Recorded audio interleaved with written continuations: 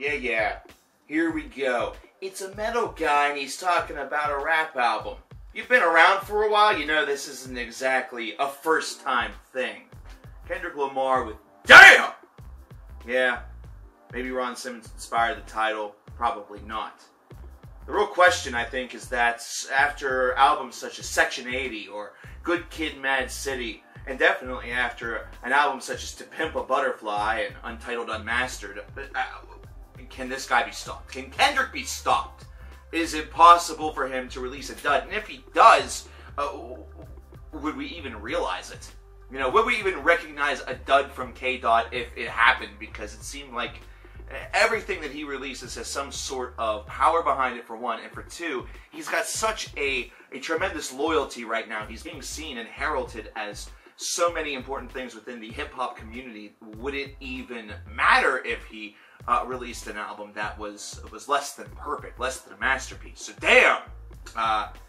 This is an album that looks a little bit different, right, whenever you take a look at the cover. It's very loud, kind of very abrasive. It's sort of the point. And also, every single track that you see on the back is bold capital letters, trying to make a bold and impressionable statement. There are a lot of those that are being made through both the lyricism and some of the overall theme that this album is presenting. There is a bit of a real reflection toward religion, a lot of self-reflection is definitely on this disc, and it's one where you can explore this and find the themology for yourself, discover the different notions being posed for yourself, and really even determine some of it on your own, or maybe even make some of your own assumptions, considering that's part of what makes albums terrific, is that you can sometimes apply what you hear, and it may not be the message that the artist was going for, but it may be what hits you.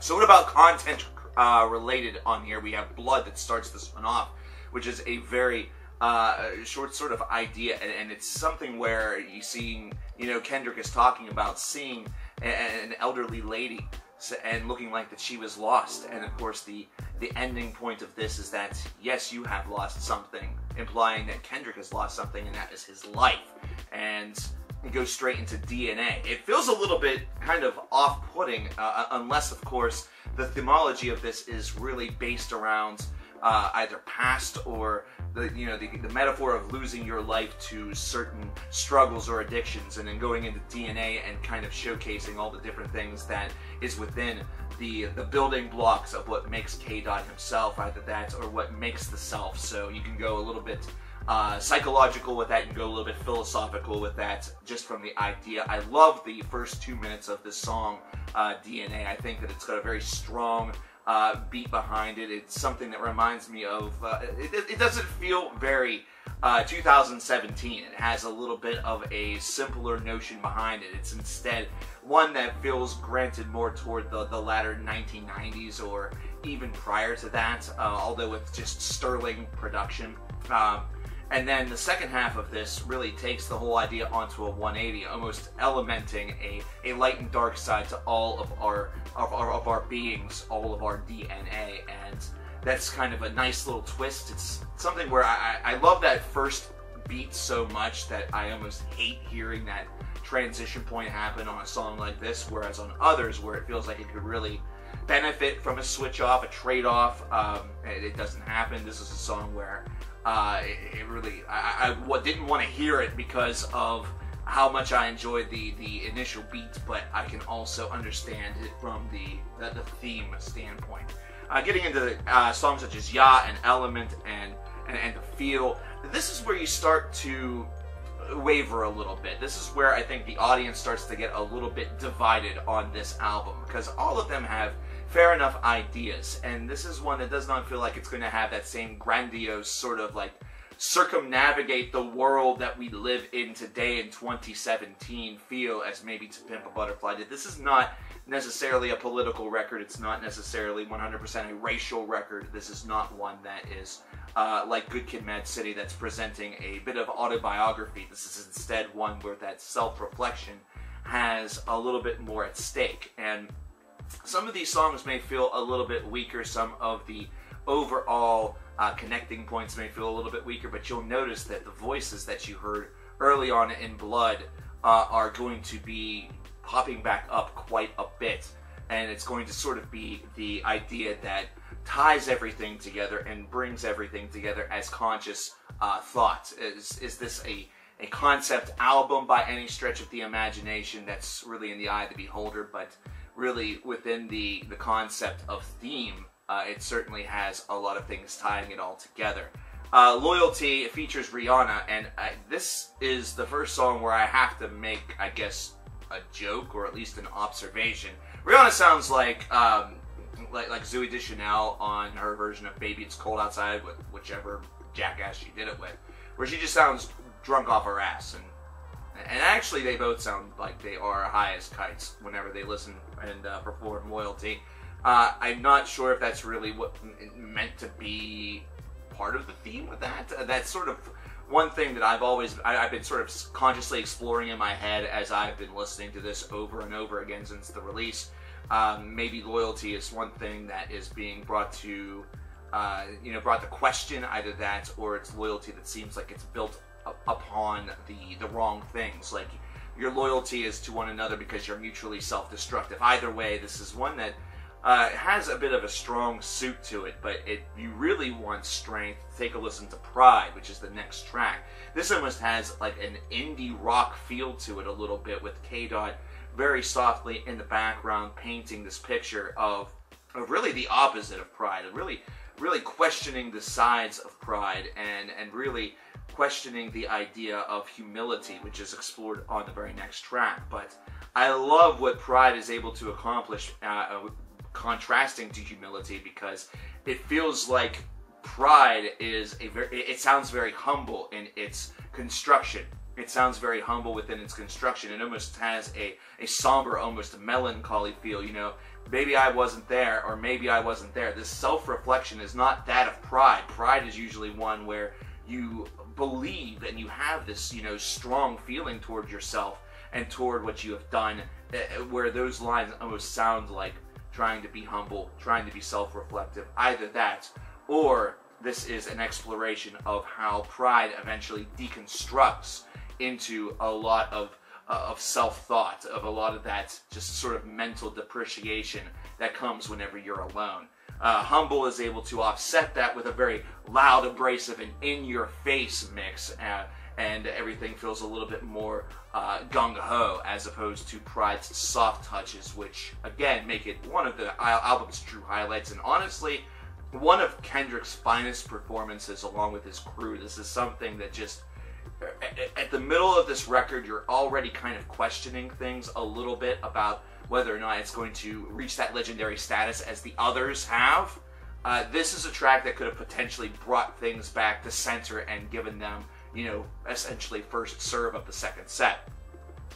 And then whenever you get into Lust and Love and Triple X, of course, featuring U2 the same way that, you know, iPhones featured U2 without even you wanting them to.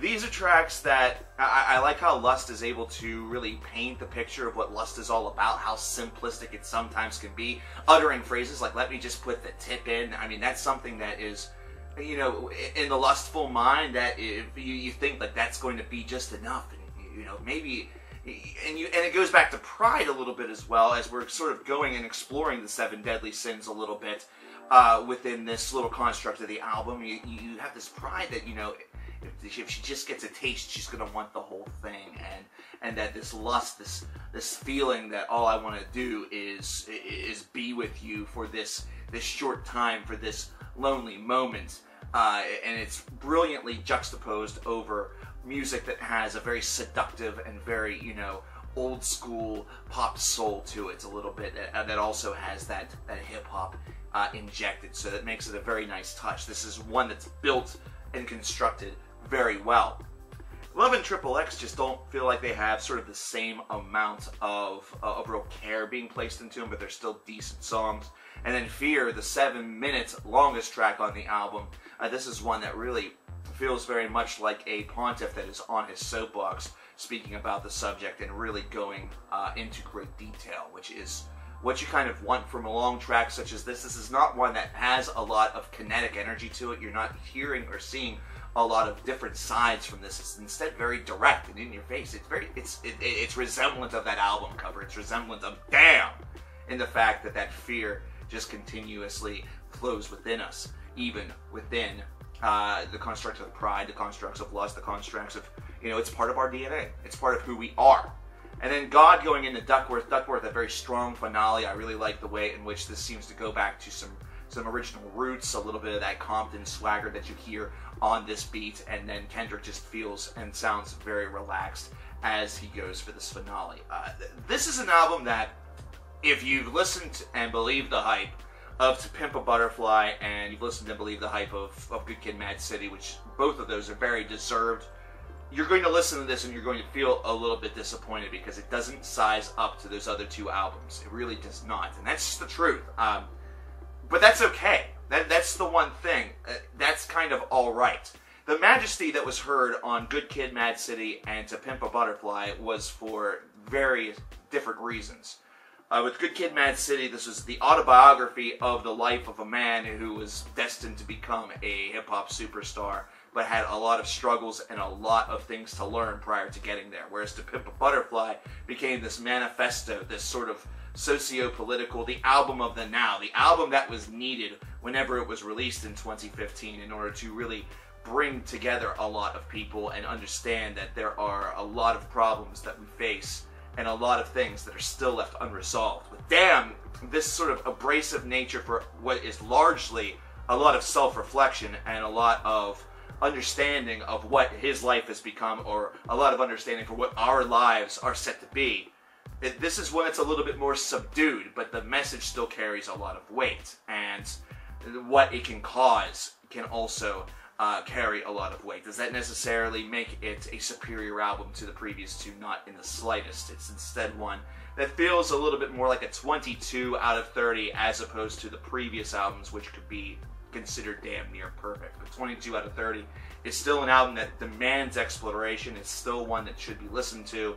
And it's one where if you are simply listening to it just for the music's sake and kind of ignoring any of the potential thought that is kind of surrounding it, then you might be listening to Kendrick wrong. I hate to put it in such simplistic and stupid terms, but these are albums that have a lot of...